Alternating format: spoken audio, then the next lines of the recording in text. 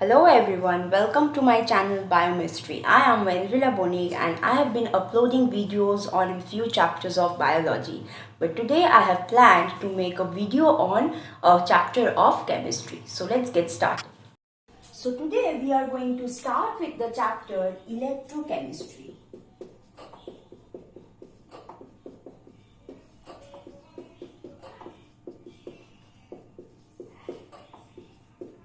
So from the word, it is very much clear to us that something linked with electricity and some chemical energy is taking place. That means this electrochemistry deals with the process where chemical energy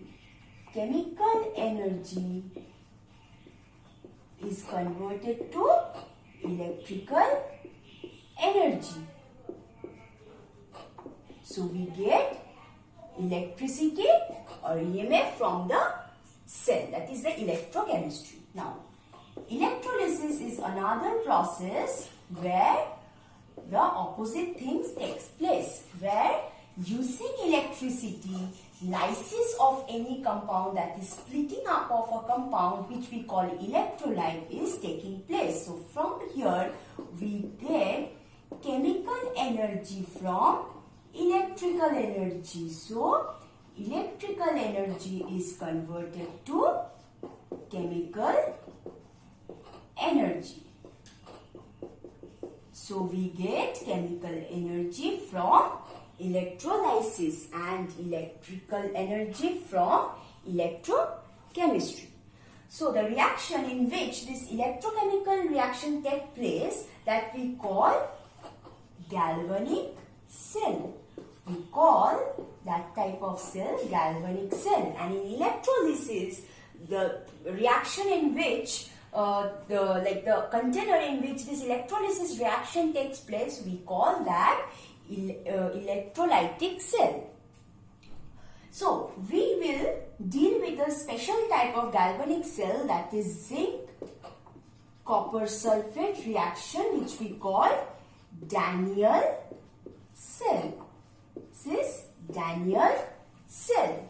Now I am drawing a schematic diagram to make you understand what is the process that takes place and how chemical energy is converted to electrical energy. So there is two container, or we can say two cells, in which on one side you have zinc sulfate and on another side you have copper sulfate. So zinc sulfate, which will be split up into zinc ions and sulfate ions. On the other hand, copper sulfate will be broken up into copper 2 plus and sulfate 2 minus. Now these two cells will be connected by a junction which we call a salt bridge. This is a salt bridge which will connect these two container, and it has a very essential role in this electrochemistry process. Okay, so I'm just drawing a schematic diagram just to give you an idea what is the principle behind this electrochemical reactions. Now we have two electrodes which are hanging on both the sides. These are the electrodes that I am drawing, and this is connected to some instrument which will measure the potential, that is can be potentiometer or galvanometer. So, and this electrode that we use is a active electrode. This kind of electrode that we use is an active electrode. We do not use inert electrode. Okay, inert electrode which will not take part in the reaction, and active electrode which will take part in the reaction. Now, this electrode is made up of zinc and this is made up of copper. Okay, now what is happening in the whole reaction? Now, since this is made up of zinc and since this is an active electrode, the zinc from this electrode will come into the solution as zinc ions. This will come into the solution as zinc ions from the electrodes. And there is already zinc ions present in this container. On this side, copper ions are formed from copper sulfate. So these copper sulfate are here. These copper sulfate. Okay, and these zinc ions are different. So let me draw this with the blue ink, which will imply that this zinc ion is coming from the electrode. So this zinc ion is coming from the electrodes. Okay, so these ions and these are not same. So this is coming from the electrodes. And here copper ions are present. Now what is happening on both the sides? So as zinc ions are coming out from the electrode in the form of ions, it is leaving behind 2 electrons, 2 electrons, 2 electrons, 2 electrons. So electrons number are accumulated on this side. So electrons are accumulated on left hand side. And what is happening on this side? The copper ions which are coming from this copper sulfate, they are accepting electron or gaining electrons from the electrodes and they are deposited as copper metal. So what is happening? There is a development of positive charge on right hand side and negative charge on the left hand side. So this develops a negative potential on this side and a positive potential on this side. So you can see there is a development of a difference in potential, and this difference in potential will cause the electrons to flow from this side to this side. Okay, so electrons will flow from this side to this side. Now, next that we have to know is that since zinc ions are coming into the solution, leaving behind the electrons on the electrode, so what is happening on this side? Here, zinc was present, it was becoming Za2+ and 2 ions was left behind. So this is a case of oxidation. So this is a case of oxidation. And on this side, what is happening on this side? Copper 2+ from the solution was gaining 2 electrons and it was getting deposited as copper on the surface of this rod. So here the process that is taking place is reduction. Here reduction is taking place and on this side oxidation is taking place. Hence this side is anode, this side is anode and this side is cathode.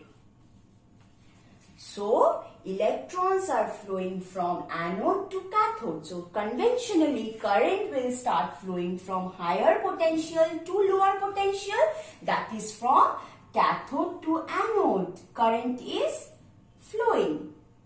Current is flowing. So this is the direction of current. So electrons are flowing. Electrons flow direction is from anode to cathode and direction of current is cathode to anode. So now the cell has developed an EMF.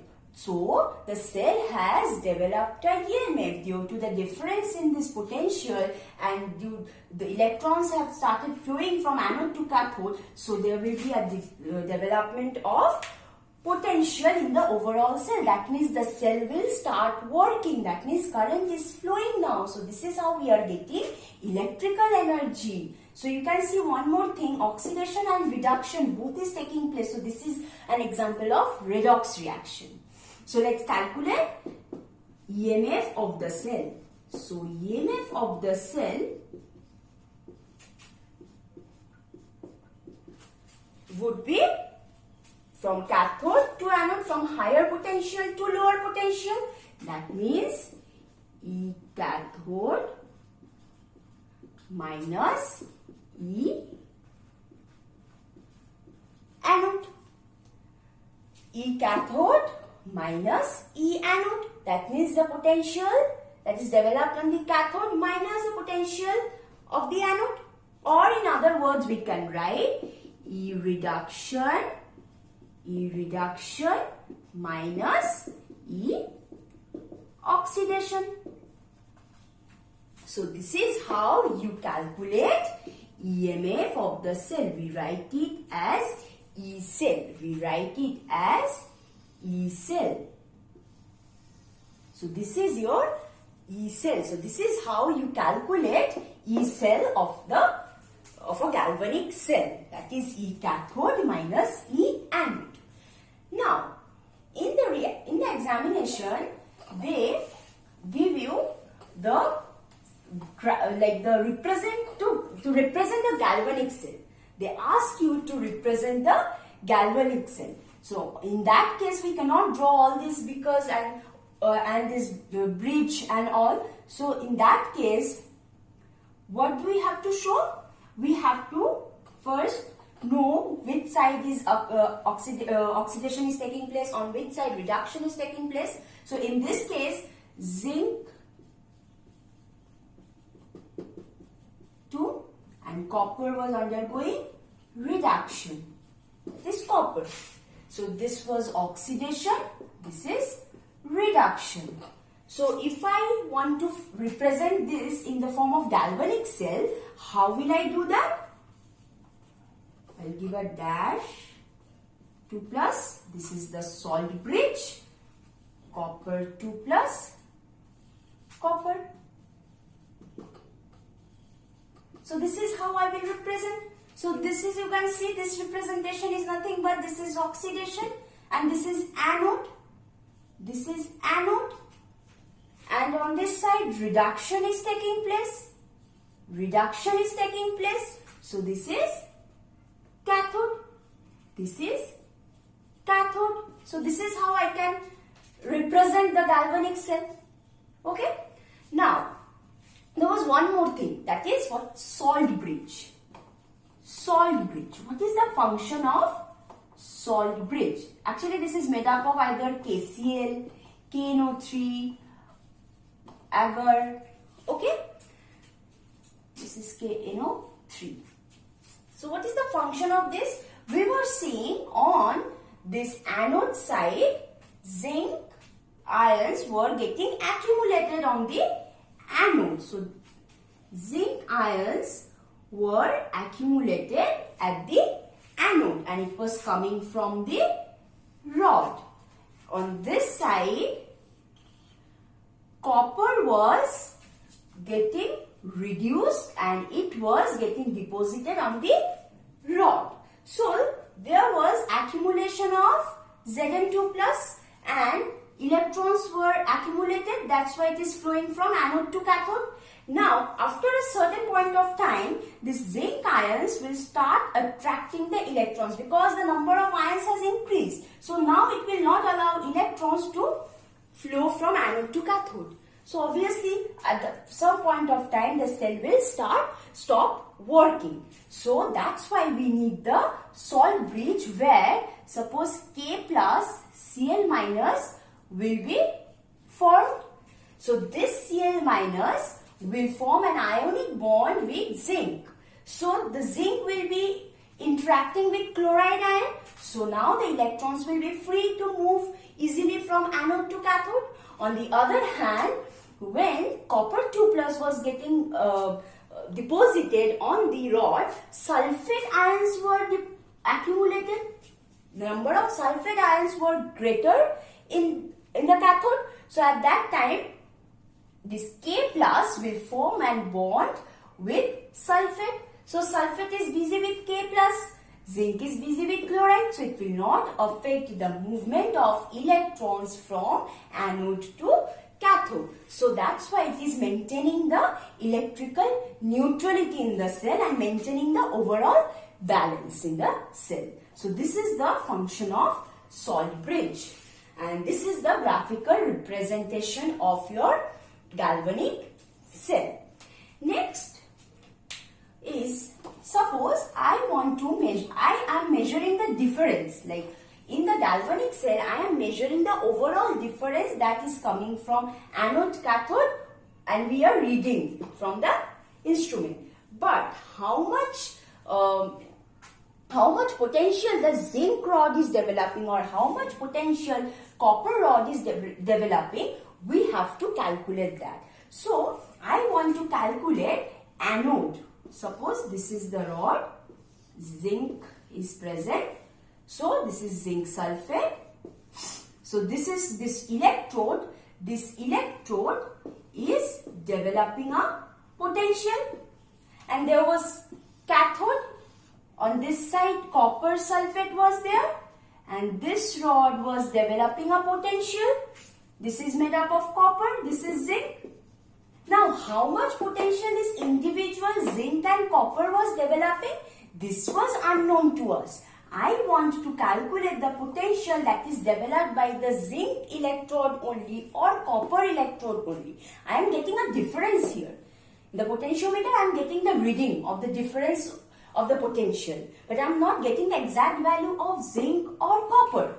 So now our aim is to calculate the EMF that is developed on this zinc electrode or copper electrode. Why would we do that? So that we can understand which ion or which metal will undergo reduction or which metal will undergo oxidation. In that way we can decide that which metal can be acting as an anode and which metal would be a cathode. So how do we do that? We cannot remove copper sulfate and cannot measure zinc electrode because there will be no difference. There will be no development of difference in the potential. So I cannot measure the electrode of zinc independently. So I need to have a cathode on this side if I am measuring the potential on this zinc rod. For that, we have to remove copper. So, but I cannot keep this part empty because there will be nothing showing up. So I take standard hydrogen electrode. We have standard hydrogen electrode in which 1 molar HCl is present and at 1 atm and 298 Kelvin. So this is the condition that we maintain to measure, or this is the condition that we keep for the standard hydrogen electrode. So this is the standard conditions, and the rod or the wire that is present, that is made up of platinum wire. This wire is platinum wire, and as we know, platinum is an inert electrode. So there will be no development of potential on the platinum electrode. So this would be 0. So the potential of standard hydrogen electrode will be 0 voltage since this platinum is an inert metal. Okay, so it is not taking part in any kind of reactions here. Now, so these two are connected, salt bridge is present. Now we will read the difference. We will read the difference. Okay, I am just drawing it schematically. So this cell will develop a potential now. So E cell is equal to, now this is calculated at standard condition. So this is calculated at standard condition. So this is at standard condition. So standard condition is maintained. So that's why we give a naught sign over here. So this we call E naught cell. So E naught cell will be E naught of cathode minus E naught of anode. This will be E naught of cathode minus E naught of anode. Now on cathode side we have hydrogen. We have hydrogen. And on this side we have Zn. Now I told you that this hydrogen electrode's potential will be 0. So this is 0 minus some value here, some x value over here. I am taking it to be x. So E cell will develop a potential due to the development of potential on the zinc rod, not on this. So we have got the value that this zinc electrode will develop on it. So this value, this overall cell is running due to the potential that is developed on zinc, and the reading that we are getting is coming from the zinc side, not from hydrogen side. So this is kept for the sake of development of difference in potential. Okay, so this is the value for this anode. So we can write E naught Zn2 plus Zn minus X. So this is some value. A value will come. So there is a negative value. There is a negative value. Okay, I will come to that why it is negative. So zinc, which was acting as the anode, was developing an EMF which is negative. So we have got a standard value for this zinc. So this value is called standard reduction potential, or we can also say it is the standard electrode potential. It is also known as standard electrode potential. That means the potential that is developed by an electrode at this standard state. Okay. Now I want to know the value on the copper side, which was acting as the cathode. The copper was acting as the cathode. So I want to know the value. So I will keep copper on this side. So this is the rod on copper. So this is copper sulfate is present.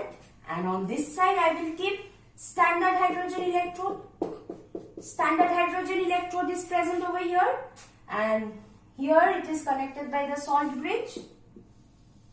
I am just drawing a schematic diagram.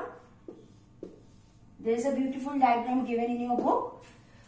Okay, so same thing. Since we know that this I'm doing it for the Daniell cell, so we know that this copper sulfate was acting as the cathode and the zinc was acting as the anode. That's why I'm taking copper sulfate on this side. If I take any metal M, I would have not known whether it will be cathode or anode unless I find out the value of EMF. Okay, so this will have zero potential, but this will develop some potential because it is an active electrode. It is made up of copper. So here we will see some value, and this value will, suppose Y. Suppose it is giving a value Y. So this Y is coming from copper side, not from the hydrogen electrode side. So E naught cell is equal to E naught cathode minus E naught anode. Now cathode side is the copper side. So I can write copper 2 plus copper minus anode is the standard hydrogen electrode side, which is 0. So therefore we can see E naught cell is equal to the electrode potential of the copper. So you can see the cell. So this is how it is becoming equal. So the cell's potential was all same for that of zinc. So the cell is gaining the potential which is equal to the potential on the copper side that copper was gaining. And this is some value something plus Y. Now in case of zinc, I wrote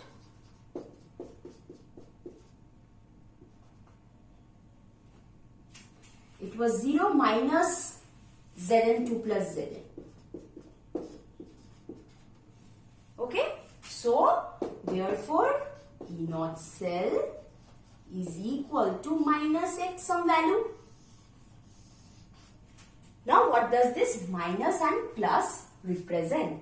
This minus represent that this zinc is undergoing oxidation. This minus value is representing oxidation is taking place on this electrode, and this positive side represent that reduction is taking place on this electrode. Is that clear? So, whenever we will get an EMF value negative for an electrode, that means that electrode has a potential to undergo oxidation, not reduction. And whenever I will get a value positive, that means it is reduction. Because these cells are standard electrode potential. This cell, E0 cell, it is known as standard reduction potential. So that's why, that means it is measuring the extent of reduction for an individual electrode. So if it is positive, that means it will undergo reduction. If it is negative, that means it will undergo oxidation. So there is a chart given in your book where it is called electrochemical series, where you will see the values are coming from negative to positive. In some books, the reverse is given, positive to negative, but the implication is same for both. Negative means they are strong reducing agents. They are strong reducing agents. And positive means they are strong oxidizing agents. They are strong oxidants or oxidizing agents. Is that clear? So, same, if for in any other book, if you find the value is given from positive to negative, that means it implies same. Okay? So, this is your overall idea or principle of electrochemistry, how we are getting EMF of the cell, what is this electrochemical series, which electrode will undergo reduction, which electrode will undergo oxidation. This is clear. Now we were calculating the potential at the standard state. Now what if the standard state is disturbed? What if the concentration is no longer 1 molar? All the time when we were calculating the standard electrode potential for Zn2 plus Zn, it was 1 molar. Mind it. Whenever we were calculating the standard electrode potential, it was 1 molar. Now, if I change this concentration to some 0.1 molar, this EMF will not be the same. Now, the EMF will change for 0.1 molar. So, now, in that case, E cell, that means EMF of the cell, will not be equal to EMF of the standard potential.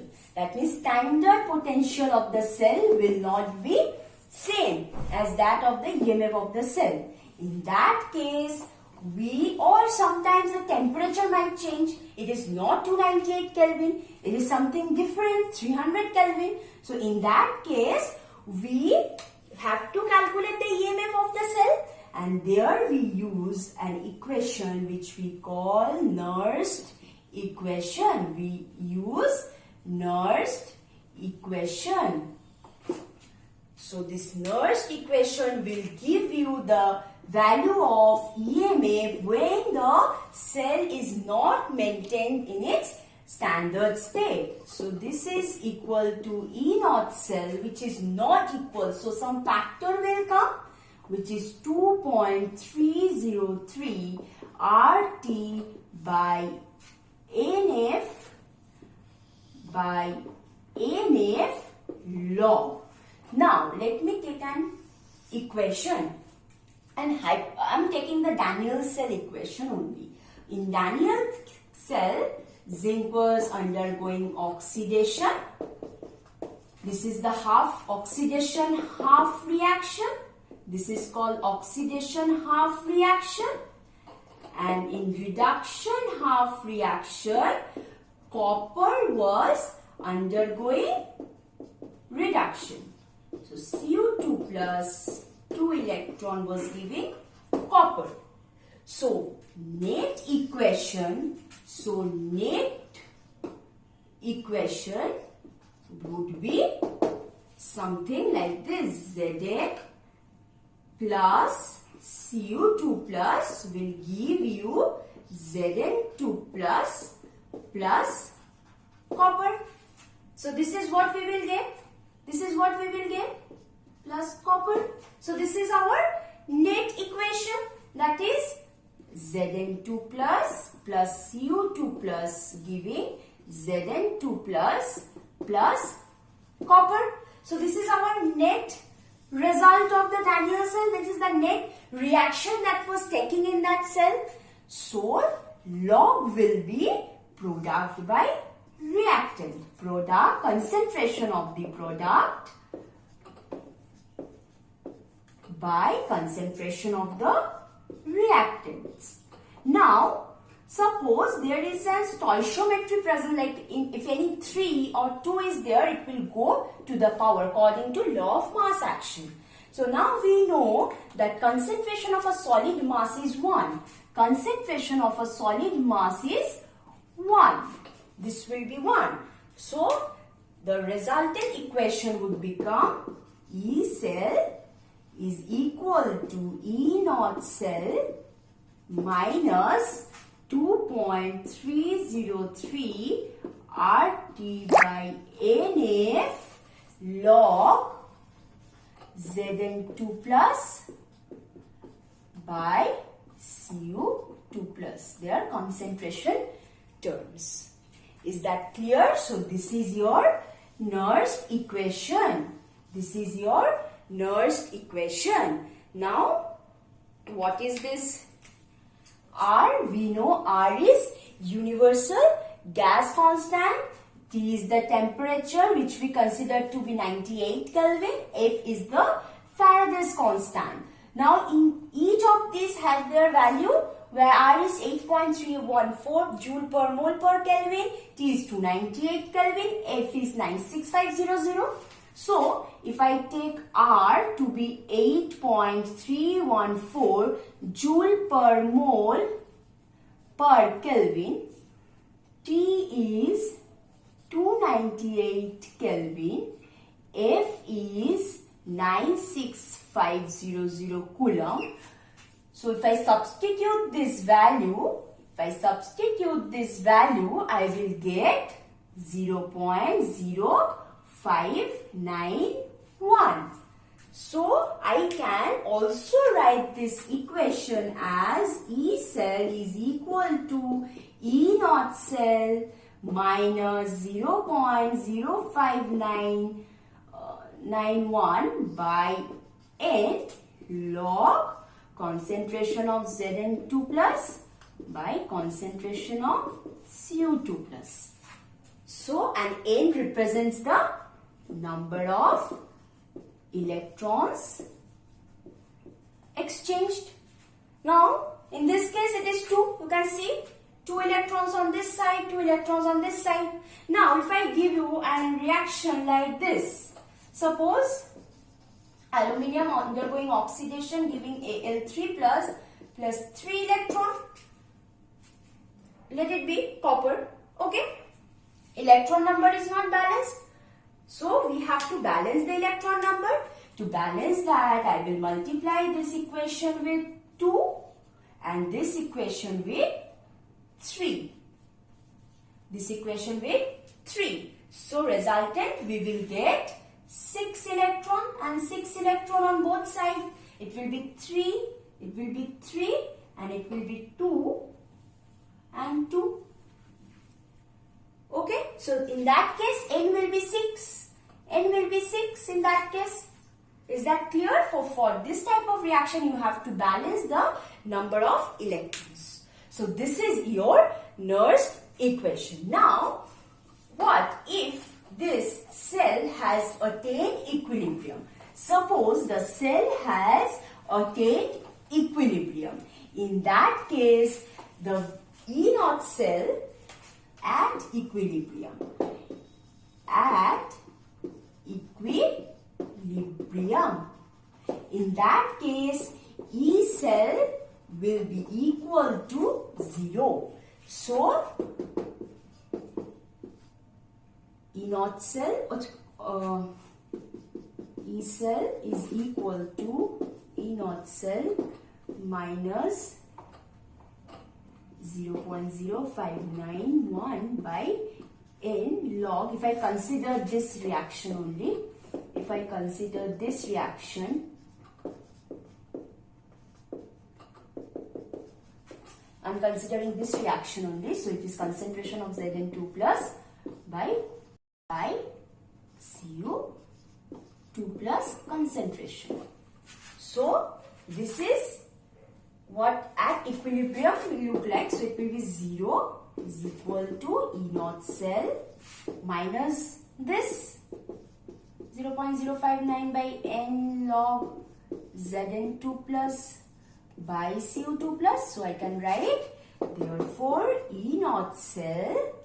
Okay, one more thing is that I have to write Cu and Zn.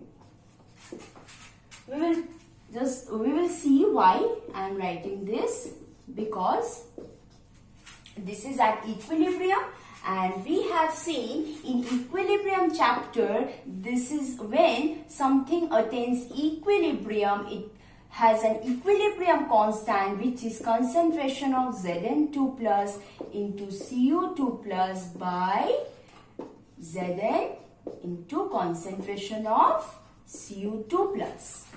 So this is what is K. So when it is attaining equilibrium, I can write this part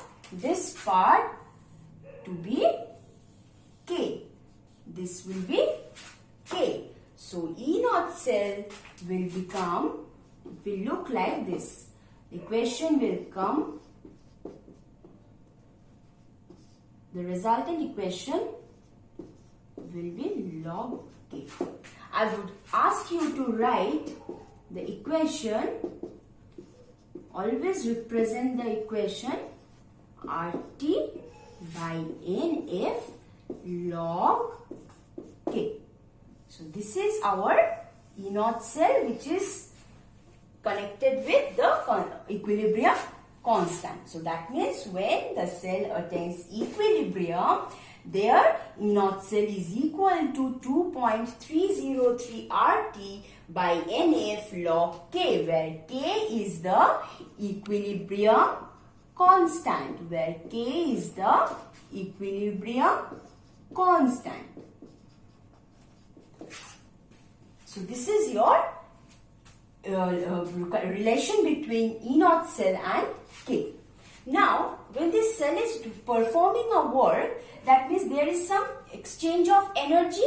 So we are getting a work, that means a system is doing a work, that means it is releasing energy in a form of free energy, and that we calculate in the form of Gibbs free energy. We calculate that energy in the form of Gibbs free energy. That means the cell is doing some useful work, which this Gibbs free energy is released because n number of electrons with the Faraday's charge is flowing, which is resulting in a development of potential in the cell. Due to the flow of n number of electrons with the Faraday's charge, it is developing a potential, that is E cell. So delta G will be equal to NF E cell, and there will be a negative sign, because we know for spontaneous reaction Gibbs free energy must be negative. So we can determine from the value of E cell whether that reaction will take place or not. That this reaction, suppose this reaction, is this reaction spontaneous? We can get the answer from the value of E cell. If E cell is positive, delta G will be negative. So the cell will work spontaneously. So the cell will work spontaneously. So this calculation, so the value of E cell or the sign of E cell is very important to determine whether the cell will work spontaneously or not. Now there is a link between this delta G and this K. Now, if I calculate this E0 cell in the standard state, it will be E0 cell. Obviously, that time the Gibbs free will be standard Gibbs free. So, delta G0 will be equal to minus NF E0 cell. So, at standard condition, we will get standard Gibbs free energy. Now, at equilibrium, suppose the cell has attained equilibrium. So, what can I do? In this place, in this E0 cell, I can put this equation, that is minus NF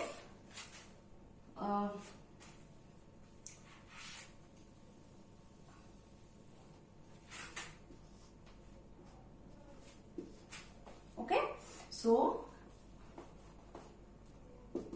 minus NF into, I am writing this portion on, I am substituting E0 cell.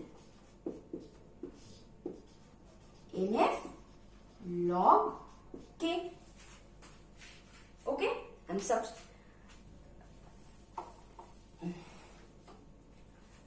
delta G0 is equal to minus NF E0 cell. So on substituting E0 cell, we will get 2.303 RT by NF log of K. Now NF got cancelled, so we get minus 2.303 RT by into log F, that is delta G naught. So you see, equilibrium constant is connected with E0 cell, so indirectly this we can get Gibbs free energy value from equilibrium constant. So this is your electrochemistry. So if I recapitulate, we will get few equations which we have done, and it is more or less the same type that we have studied. So first we know that E cell develops a potential which is E cell, which is equal to E cathode minus E anode. And we know cathode side, on cathode reduction takes place, on cathode reduction takes place, and on anode oxidation takes place. On anode oxidation takes place. So I can also write E reduction minus E oxidation. Next, we did Nernst equation where E cell is equal to E0 cell minus 2.303 RT by NF log, I am considering this reaction, concentration of Zn2 plus by concentration of Cu2 plus, and this is occurring when the cell is not in its standard condition. That means this zinc has some X molar or something A molar, and copper has B molar. So concentration of zinc is not 1 or copper is not 1. It is A molar or B molar. Okay. So, and I have also eliminated the solid part of zinc and copper because we know concentration of zinc or copper will be 1. Next, we did that at equilibrium, E0 cell is equal to minus 2.303 RT by NF log K. I can get the value of equilibrium constant. In some exams, they might ask you to find the degree of dissociation. So we know alpha equals, K is equals to alpha square C. So therefore, alpha is equal to root over K by Smith. So I can also find out degree of dissociation of the weak electrolyte when the concentration of weak electrolyte is known to us, and K we can get from this equation. Next, delta G is equal to minus NF E cell, and if is delta at its standard state, it will be E naught cell. And the fifth one is delta G naught is equal to minus 2.303 RT log K. So this is our 5 equation from electrochemistry. So these are our 5 equations from electrochemistry.